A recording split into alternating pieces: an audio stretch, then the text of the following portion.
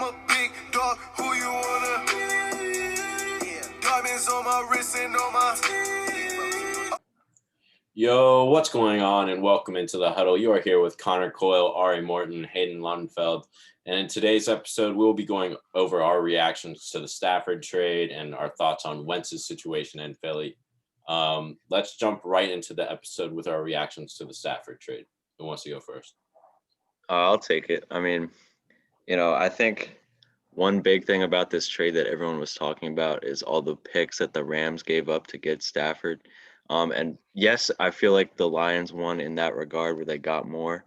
But I think this was a really good deal for the Rams to make because, I mean, their problem going into this trade was we have a good defense, the best defense in the league, and our quarterback was our downfall in the playoffs.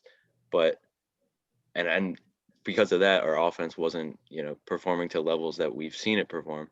But now their problem is simply we don't have a first-round pick for the next, 5 years. I don't even know, 5 years. Like they lost 3 years. Yeah, I don't know.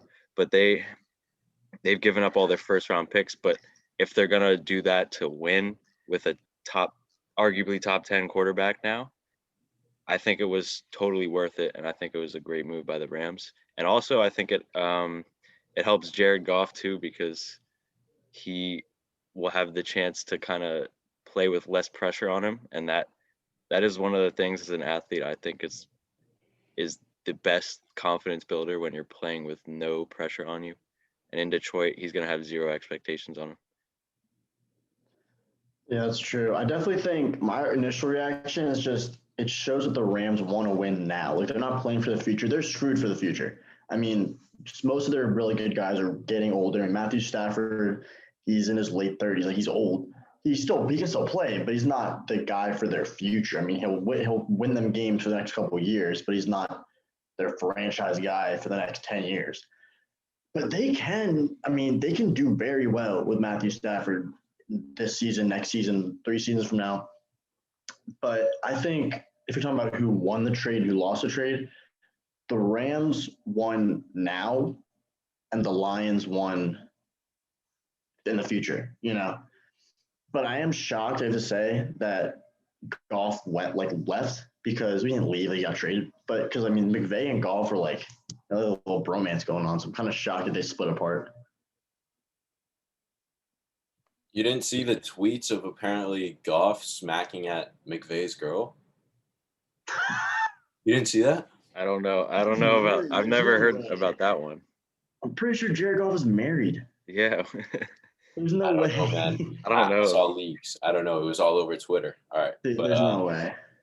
Yeah, but I agree with you guys. I think right now the Rams won that trade with Stafford, but at the same time, they gave up a hell of a lot of picks for a guy that has 2 years left on his contract.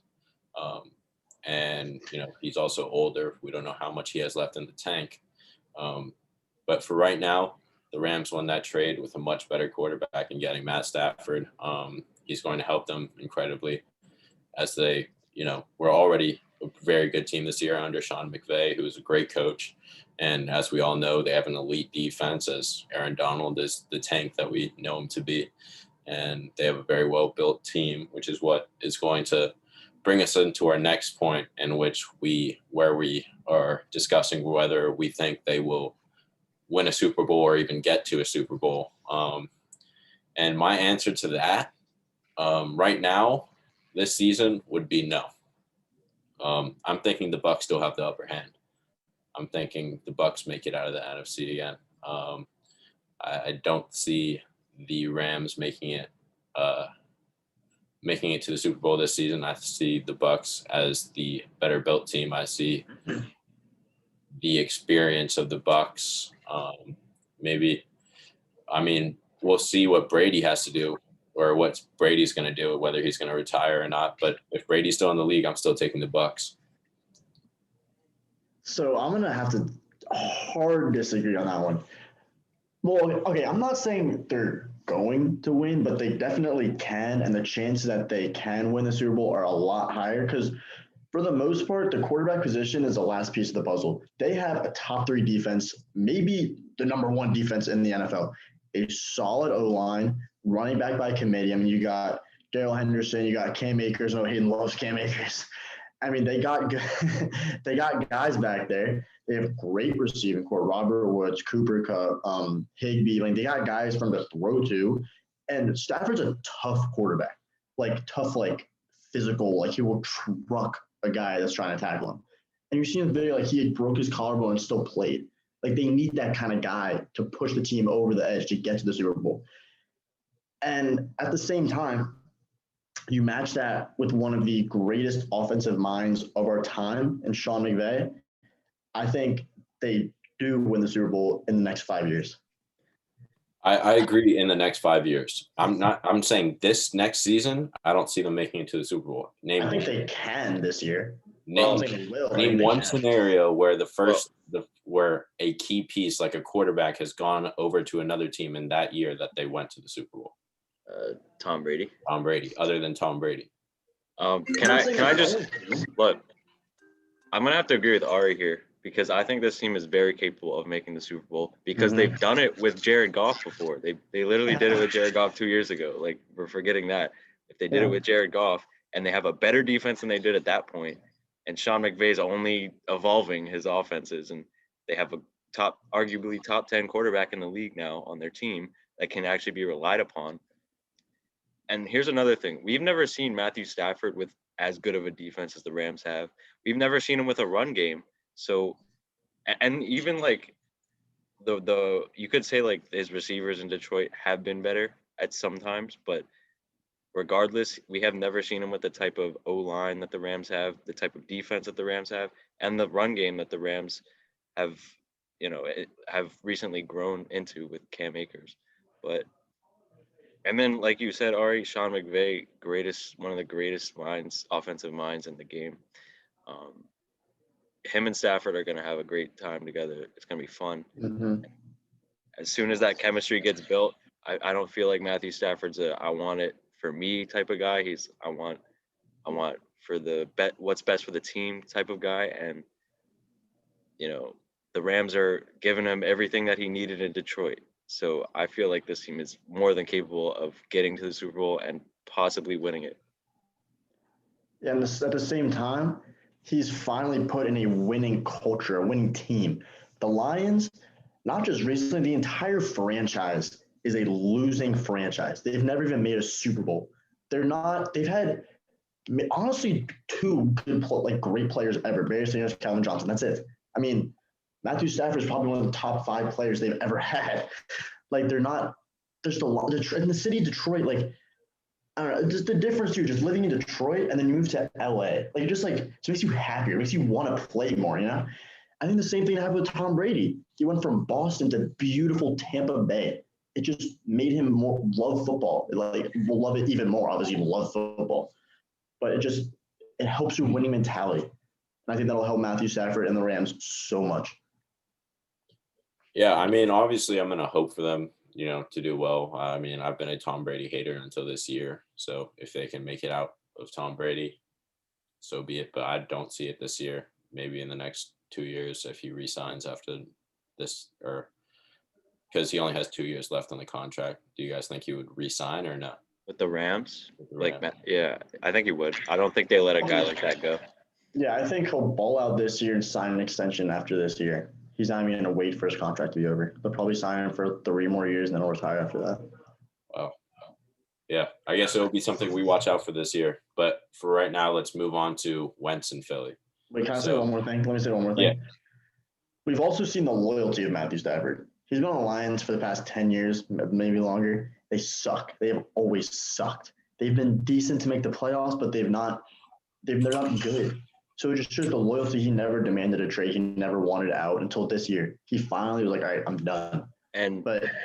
Did you see today there's a report that came out that said where he was saying like requesting a trade, even if it was from Detroit, was the hardest conversation he's had to have in his life. Yeah. That's what he said. Yeah. I believe that. I believe that 100%. He's just showed the loyalty on Matthew Stafford. I love it. Yeah, I mean, we all have talked about, maybe not just on this podcast, but outside of this podcast, that we all like watching Matthew Stafford play. We all like Matthew Stafford. We're all hoping Matthew Stafford could end up in Washington, but that wasn't the case. Dak time. Give me Dak. Oh He my followed God. the Insta. He followed the That Insta. means nothing. That Connor, means nothing. Connor. That means nothing. That means nothing. But let's move on to another NFC East team. Let's talk about the Eagles. Let's move on to Wentz and his situation. So let's start off whether we think the problems in Philly were a Wentz problem or a Philly problem. So I got to come out and say it was a Wentz problem. So for a while, I thought it was the O-line. I thought, there were other aspects of the Eagles, like not enough receivers, the O-line's bad, blah, blah, blah, kept blaming it on other things. Then you see Jalen Hurts go out there, leads the Eagles to a 24 to zip lead in the first half to the Saints, right? Right? It was the Saints, like his first game. Yeah, played the Saints, let them to a 24 to nothing lead in the first half. They ended up winning that game. So I got to say Jalen Hurts is the future of that franchise. I think Jalen Hurts is the guy that they stick with. Although before I say that I think that they should get rid of Wentz, I don't think that they should.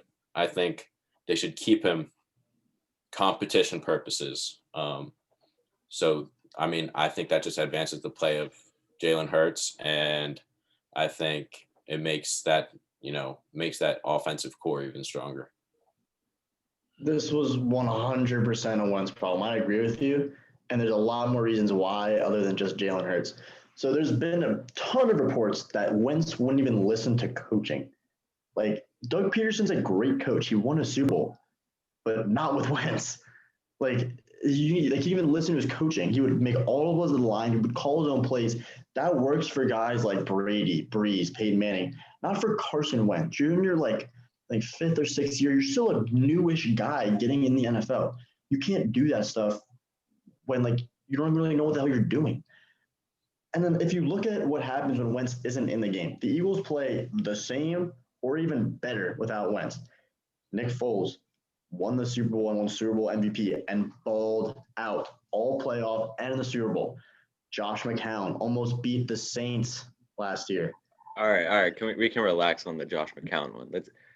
That wasn't saying like you're acting like he did more with that team than Wentz ever did. Like, I'm not saying that. That's the energy I'm getting from that. No. What I'm saying is they put in Josh McCown and the Eagles didn't miss a beat. That shouldn't happen. I'm not saying he led the team, but if you take out Carson Wentz and put in a 40-year-old Josh McCown, they should play. Well, they didn't take him out. Like, he got hurt. He had no other option. He had no choice. I'm saying he's out of the game and new guys in the game, and they played exactly the same. And then again, what Conor said with Jalen Hurts, they played better. You put in a rookie who no one thought would do anything in the NFL. You said, he runs too much to Oklahoma and Alabama. He can't throw, blah, blah, blah. And he balls out. It's just great. I don't know if they've necessarily played so much better because I don't think they really actually won except for that Saints game. But they were competing in games. The problem I agree with you guys that it is a Wentz problem, but that problem was created by the Philadelphia Eagles organization over years and years of just mentally beating them down. I mean, the first thing we can point to here is the statue of Nick Foles, the lifetime backup quarterback. The statue of Nick Foles going in front of the stadium. I get he did win their first Super Bowl, but that's got to be hard mentally on Carson Wentz. Watching him take that team that you led to as good of a record they had. Because Carson Wentz had an MVP year that year, and he would have won MVP had he not torn his ACL. 100%. Having to watch someone else take that team that was already good because of you and win the Super Bowl and then get all the love for it, that's got to hurt. And then same thing you said next year, like Josh McCown. I mean, had he won that game, oh my goodness, I don't know. Carson Wentz might not be like. It wasn't for it might have fast-tracked this process, but still.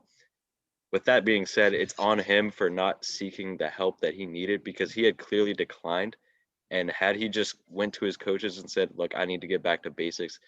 I'm not what I used to be, and I got to start, working with you guys more because clearly, as we saw like throughout the season this year, the problem was there was little communication between Peterson and Wentz, and that is on both Wentz and the organization, because the organization didn't feel or didn't make themselves approachable by their franchise quarterback, not anymore.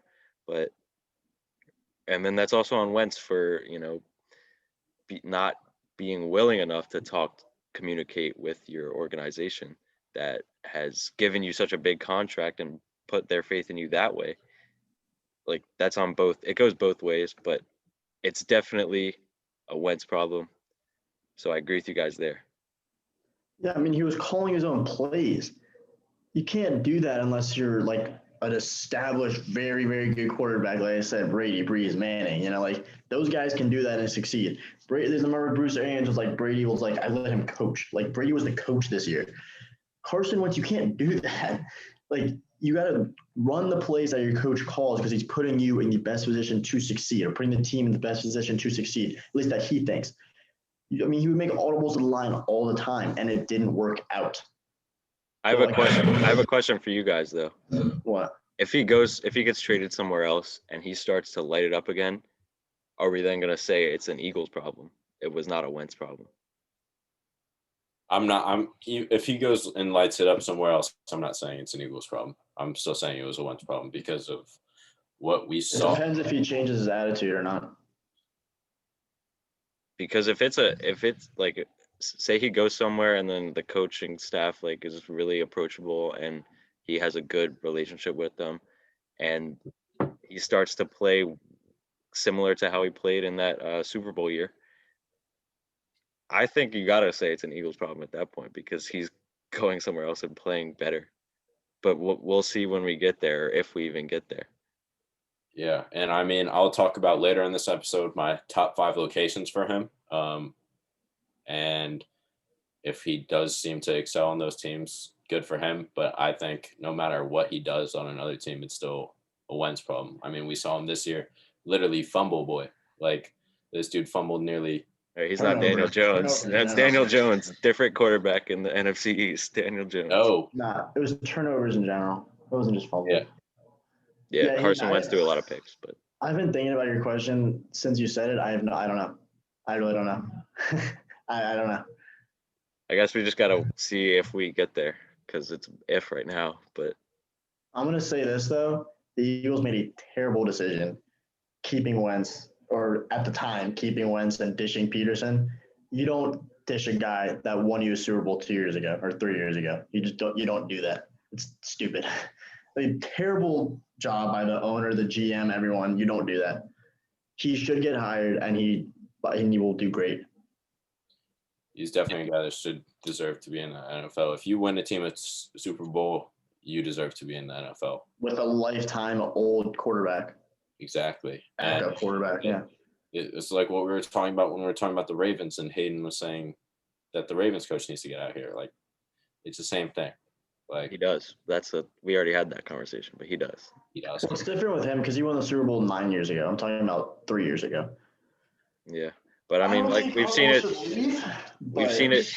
so many times. Like the NFL is a what have you done for me lately? And we saw it with Jared Goff. He hasn't been doing anything for the Rams in terms of their needs now. So, Matthew Stafford. I mean, that's just an example, but it's a what have you done for me lately? I didn't think about that, but you're 100% right. You're 100% correct. That's why Jameis Winston got the hell out of there. No comment. We'll talk about Jameis. I know we'll talk about him when he gets signed to a nice contract with the Saints. But so are we thinking Jalen Hurts then is the future? I know Conor already talked a little bit about it, but Ari, do you think he's the future? I'm gonna say I don't know yet. I can't answer that. There's no way to answer that. He's played 4 or 5 games. I mean, the Eagles don't think so. They pulled him in week 17. Either they were tanking or they were giving Nate Sudfeld a go at starter. And I think I don't know. No matter what they were doing, they don't think Jalen Hurts is the answer. They're either trying to get a higher pick to potentially get a quarterback, or they're giving their third string a chance to play. And if you're doing that, then you don't have your eyes set on Jalen Hurts. He played okay to decently good the past last games of the season. He had 9 total touchdowns, 4 interceptions. Not bad for a rookie getting thrown in the mix. Beat the Saints. That was pretty good. But terrible offensive weapons, so he was thrown into a terrible situation. He does deserve to start this year coming up. I think he proved that he deserves that, but he's not the future. I don't think so. Yeah. I don't know yet, but I'm like on that side of I don't think so. I kind of share your same viewpoint. Like, we haven't seen him enough to make a set statement, but I'm going to say, like, I don't think he's their long-term answer because Yeah, exactly. like, I'm not going to say that because he could start this whole season and ball out and take him like what Dak Prescott did in his rookie year. But I don't think that with that new coach, who doesn't seem like a very smart guy right now. God, that dude looks stupid. Yeah. I don't think he's going to have much success this season. But what they need to do is they need to start him for the large majority of the season to see what they actually have in Hurts, see if he can win in the division. Like, that's the most important thing, because if you win in the NFC East, you're most likely gonna win it At this point, yeah. Yeah, so they gotta see what they have with him, other than having that backup adrenaline and stepping in for the last 4 games of the season. Like, I mean, that's being a backup and coming in and playing like that is something that we've already seen with the Eagles and Nick Foles. Like, it's when the expectations are low for a backup quarterback coming in, they play better because there's no pressure. It's just how it is. But now there's going to be pressure on Hurts because all the eyes will be on him. They also need to give him someone to throw to. Yes, I agree. I agree with that as well. I mean, the rookie looked pretty nice, but he was injured most seasons, most of the games. Jalen Reagor. They've still picked him over Justin Jefferson. Jalen Reagor is so bad. He's compared to the guy who went over, compared to Justin Jefferson. Justin Jefferson, obviously, but I'm saying Jalen Reagor will be nice. They were throwing to Greg Ward, who was a college quarterback. Like, half the season. That's bad. Form, just like Henry Ruggs. Their best receiver was their backup tight end, Dallas Goedert, who played like 7 games last season. Yeah. Like, Zach Ertz sucked. Zach Ertz sucked. He's probably out of Philly. Like, I don't know. I think they're gonna get dished together. Wentz and Ertz, yeah. Yeah. I mean, that would be lovely to see. But let's move on into my top 5 if you guys have nothing else to say. All right, so let's hear it. I feel like you guys might disagree a little bit with this, so let's get into it. So at 5, here, let me mention a team that I left out, but I feel like I wanted to have in, but it was only 5 teams. So the team I left out were the Steelers. So, I mean, they're probably going to be starting Dwayne Haskins this year. Like, there's no chance they put that kid on the field. Yeah, no. They just signed him. They just signed him to sign him. I think. Yeah, he's also going to break COVID protocol the first 3 weeks of the season. They're going to cut him. And with that, like, they'd rather start Big Ben if they have to. I'd rather start Mason Rudolph. Wow. I would. He's not a bad quarterback. I don't think he's bad at all. Continue though. I'm going to start off with the team I have at 5th. So I have the Raiders at 5th. So the Raiders could very well be dealing out Derek Carr very soon. And if they do that, I think a guy that could give them some upside could be Carson Wentz. There's plenty of targets on that team. They have a good defense. I think that team could be, somewhat competitive. But that's why I have them at 5th. 4th, I have a team that can win, and it has a very beautiful built roster in the Broncos. So I think the Broncos have, a beautifully built roster, like I said, but they are in desperate need of a quarterback. And as they are 14 million over in salary cap, the best they can do really is a guy like Carson Wentz, deal him out with some of their draft picks. They have like 3 early round picks that they can dish out, try to hope for a guy like Wentz, or I think Wentz is the best of the pool really for them, as they are so over in salary cap. All right. And then moving on to my team in third is the Bears. So the Bears, they have a first, second, and fourth round pick in the 2022 draft. And obviously the guy that the Eagles are trying to get back and the quarterback, Nick Foles, who, like I said, the Eagles would love to get them back as, their perfect backup quarterback who won them that Super Bowl. And then, just in case, like we were talking about, we don't know much about Hurts because he only played the last 4 games.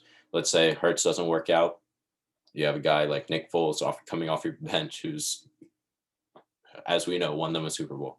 At 2, I have the Patriots. So Bill Belichick, as we know, makes anyone great. Like, he is the best coach in the league. He is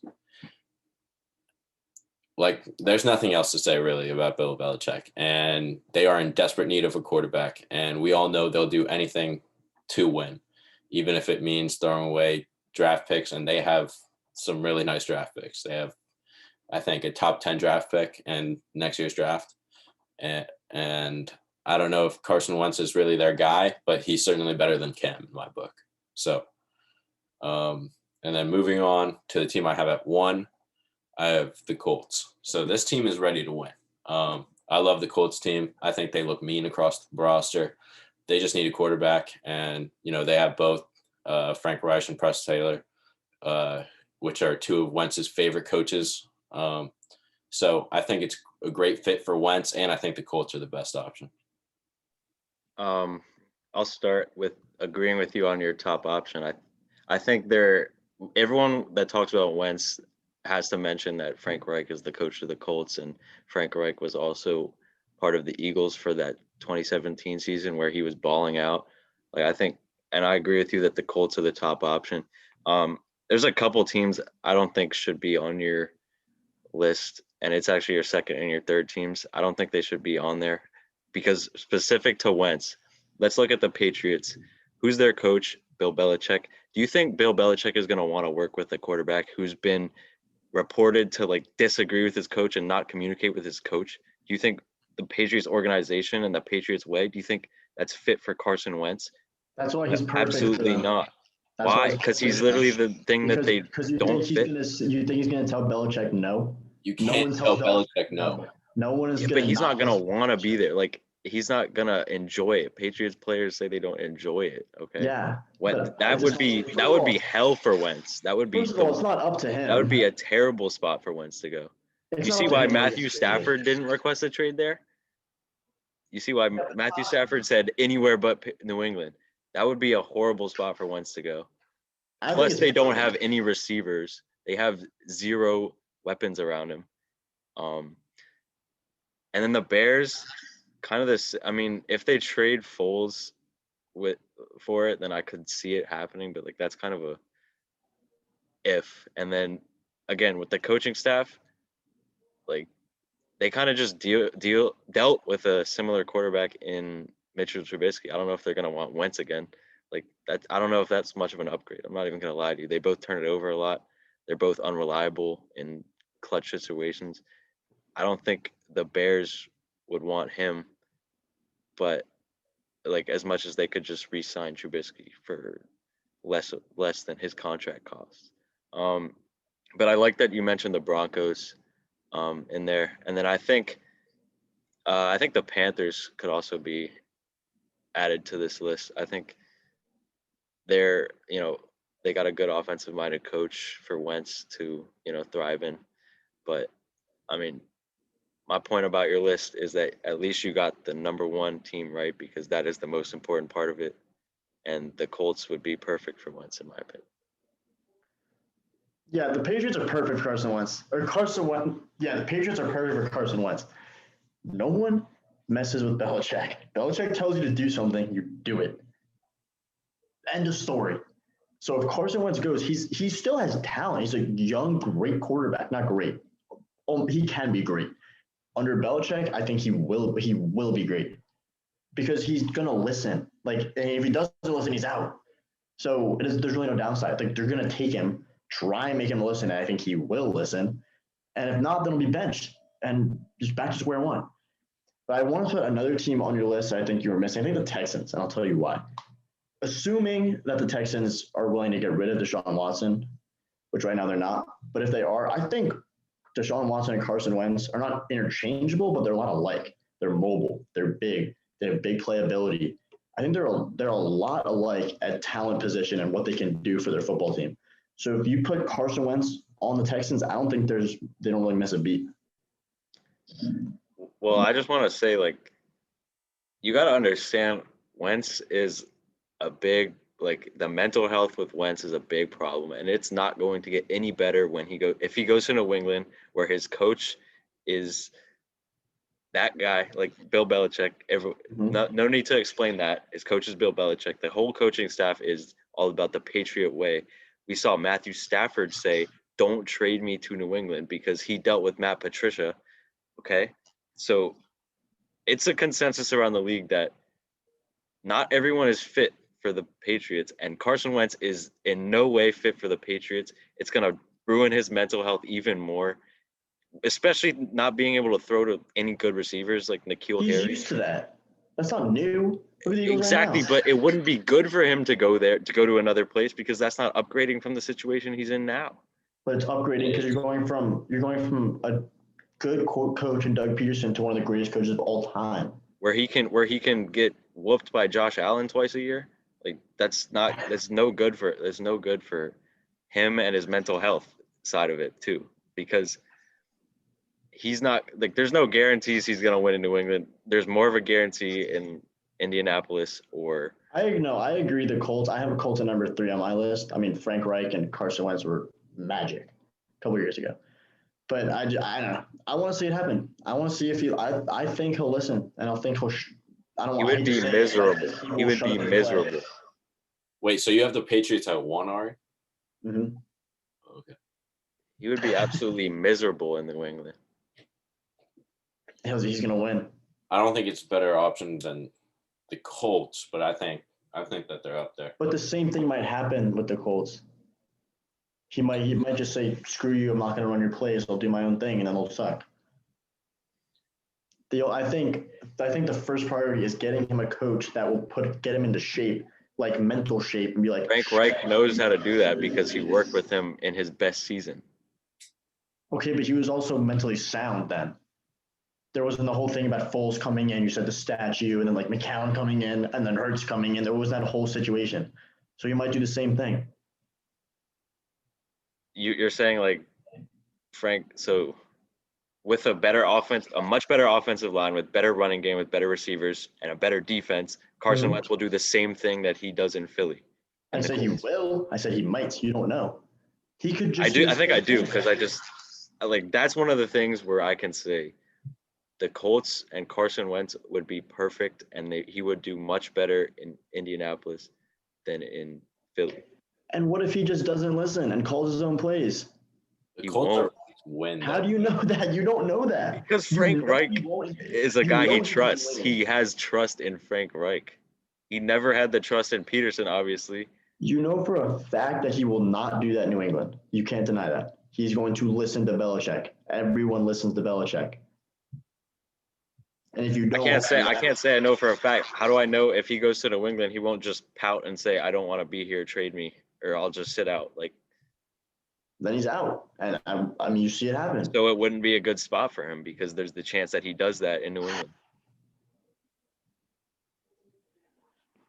Honestly, I just think Carson Wentz is a cancer for a team at this point. Through this conversation, I realized that. No, it's just that quarterbacks are not looking to go to New England, and only a few could handle it. Cam Newton handled it because but him and Belichick are literally polar opposites of each other. Like he has a lot of self-confidence. Like I don't think Carson Wentz's self-confidence is all there. But this whole thing about the New England narrative has only held true since Tom Brady left. Yeah, but also it's because everyone knows that the Patriot way, or whatever that is not how they want their NFL career to be. Like they don't want that to be a part of their NFL career. So you're telling me no quarterback is ever going to want to go to New England again? I won't say no quarterback, but I will say that a majority of NFL quarterbacks, if you ask like that are either free agents or like on the trade block or whatever, if you ask them what team do you want to go to, the answer will never be New England. That is probably true, but because there's obviously better situations than. Or I could say what team that needs a quarterback right now, because obviously everyone would say I want to go to the Chiefs. No, I understand what you're saying, but I think it also has to do with the fact that they're in freezing cold Boston, and you're following up Tom Brady with the 6 Super Bowls. I think that is part of it, but I don't think if you say what is the one team you don't want to go to, I don't think everyone's going to say the Patriots. I think the answers will be the Patriots, the Texans, or I think the Texans, the Jets. Not even the Jets, because I think right now quarterbacks would rather go to the Jets than the Patriots, as you can see with Deshaun Watson's. Well, yeah, I mean that's also because Robert Saleh is beloved by the entire NFL, which I understandably I love him too. But I think if you said what's the one team for me that I would not want to go to is the Texans. That organization is falling apart at the seams. And the Patriots are a close second. But and the Patriots are a team that's the first quarterback that was traded said, "Don't trade me there." And that's a guy who experienced Matt Patricia, who was on the Patriots staff for a while. So there's something wrong in New England. And I think it part because no one wants to come in after Tom Brady did. But quarterbacks, I don't think it's a good place for a guy like Wentz, who's mentally unstable at the moment. I think that's why it's perfect. Because they're gonna get him into shape. I think Belichick cares about his. Belichick's gonna come in and be like, "All right, we know you're not all there. We're gonna starting quarterback, yeah." And it's not gonna matter if his receivers are the same receivers that he basically had in Philly. Like, I don't know how much better he's gonna get there. So let's say offense in general, Patriots, Eagles is about the same, right? Offensive talent and power, about the same? Yeah. Okay. Coaching, Eagles, Patriots, honestly. I mean, if Josh McDaniels stays, he might be a head coach. I think he should be. But if Josh McDaniels stays, he's a great offensive coordinator. They will say to Carson Wentz, "You're right, Aiden. They're gonna say, I don't give a crap about your mental state. Play football the way I want you to play football." And I think he'll say, "Okay," because Bill Belichick. You respect Bill Belichick. He literally just said no to that on the Eagles. This is why I'm saying this is a bad spot for him, because he's gonna end up getting himself benched or getting himself cut. Yeah, but he said that to Doug Peterson, not Bill Belichick. It's a little bit of a difference in coach and philosophy and legacy and respect. I think respect is the biggest part. People respect Bill Belichick a whole lot more than they respect Doug Peterson. I'm not saying he doesn't. Doug Peterson has earned respect 100%, but it's not even close as much as Bill Belichick has. But that's like my point here. I'm saying there's better places for Wentz than the Patriots, because yes, that may happen, but he can just go to somewhere else like the Colts that already has everything lined up into place and they just need a quarterback. And then he says, that would be perfect. He's not going to do that if he has everything. He didn't have everything in Philly. That's why he was so annoyed with the situation. Going into the season, we thought they had stuff. I mean, they had Miles Sanders. They had Zach Ertz, who I don't know what happened to Zach Ertz this year. Honestly, I have no idea what happened. He just fell off. Dallas Goedert was obviously solid. The receivers lacked a little bit, but honestly, in this league, tight ends are as valuable or sometimes more valuable than receivers. And Zach Ertz is basically a wide receiver at this point. So I don't think their receiving core as a whole, receivers and tight ends together, was that bad. It's turned out to be terrible. But coming into the season, we didn't think they would go, what was it, 4-11-1? I was shocked. Yeah, I was shocked to see that. I thought they were going to either win the division or come second to the Cowboys. I mean, they have a good offense, I'm going to say. I mean, I thought the Cowboys were going to win the division too. You're a Cowboys fan. Shut up. Press Cowboys fan right there. Now they better lose Dak too. We're not losing Dak. Dak is actually re-signing. Yeah, because they put him in the hype video, right? It means nothing. Man is injured. Okay. They put Troy Aikman and Emmitt Smith, and not their star quarterback. Dallas is just a franchise of failures right now. Mm-hmm. A lot of little failures everywhere. Yeah, but that's definitely coming from Washington. I mean, I think we made the playoffs. I think we made the playoffs this season. Coming from the who? I think we made the 2020 NFC East winners. Yo, wait. Two goals y'all got again? Connor. Remember? Hey, Connor, you remember that the Eagles game when Doug Peterson tanked, so we won? You know what's crazy is that you guys had the chance to like put yourself in the running for the division title, but you lost to the Giants and Daniel Jones that same day. Wait, yeah. That's pretty funny, right? That's pretty funny. You know what's also funny? We played with Andy Dalton almost all season. He's better than Alex Smith on one. He's leg. better than Alex Smith? On one leg. Alex Smith's on one leg. I'm taking Alex Smith on zero. We played legs. with Haskins for half the season. Or we played with Haskins and Kyle Allen. I'm taking Andy Dalton. I'm taking. Time out. What team in the playoffs gave the Buccaneers the hardest chance? Football team. Taylor Heineke. 100%. 100%. The football team. I'm not saying you guys aren't nice. With Taylor Heineke, so don't bring up Andy Dalton. Don't bring up Andy Dalton. We got to get Taylor Heineke. Yeah, this is getting so off topic. All right. Well, we'll have another NFC East conversation in a later episode. Thank you guys so much for clocking in, and we'll see you guys next time on The Huddle.